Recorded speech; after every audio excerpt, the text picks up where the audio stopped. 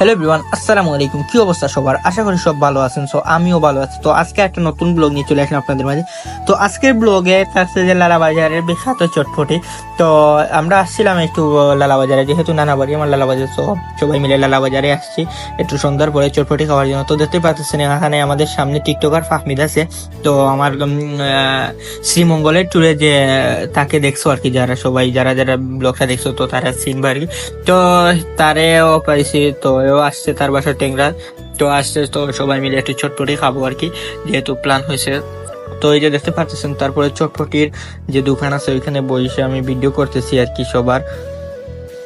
আর তারা কি দিতেছে, আর আমি যেহেতু আমার সামনে সেলিব্রিটি পারসন, যেহেতু আমার থেকে ওনার সাবস্ক্রাইবার অনেক বেশি, তো ভাবলাম যে তার কাছে একটু যাই, গিয়ে ভিডিও করি।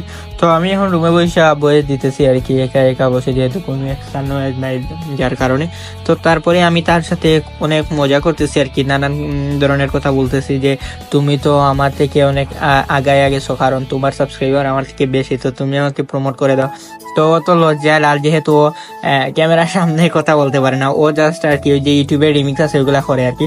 তো তারপরে দেখতে পারতেছেন আমাদের চটপটি দিছে। তো চটপটি দিতেই প্রথম চামচ যে সময় মুখে দিছি তো অবস্থা খারাপ, কারণ কি করছে তারা, যে এইটা বলে আবার এখানে বিখ্যাত তাদের এই চটপটিটা।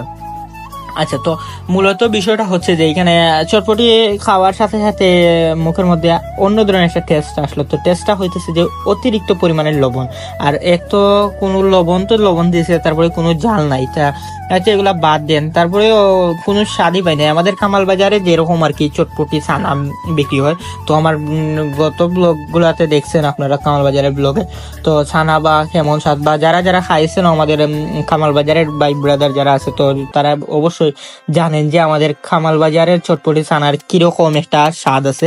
তো এই স্বাদটা আমি পাই নাই আর কি, বুঝছেন ওইখানে। তো তারপরে চটপটি খাওয়ার পরে একটু, যেহেতু সিলেটি আলাদা একটা বেবস আছে, তো চা খাওয়াই লাগে সন্ধ্যার পরে। তো তারপরে দেখতে পারতেছেন আসছি আমরা দুধ চা খাওয়ার জন্য এখানে।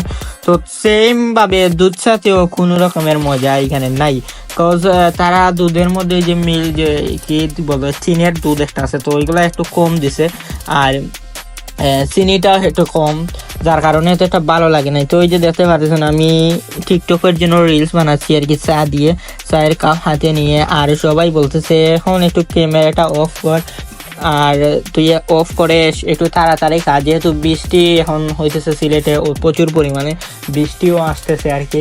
আমি তাদের কথা কোনো পাত্তা না দিয়ে আমি আমার ভিডিও করা নিয়েই ব্যস্ত। আর এই যে দেখতে পাচ্ছেন একটা আলাদা রকমের একটা সুন্দর লাগতেছে আর কি এই যে চায়ের ভিডিওটা। তো এই ছিল ব্লগটা, যদি ভালো লাগে অবশ্যই like comment share subscribe follow করবেন। দেখা হবে নেক্সট কোনো ভিডিওতে, ততক্ষণ ভালো থাকেন।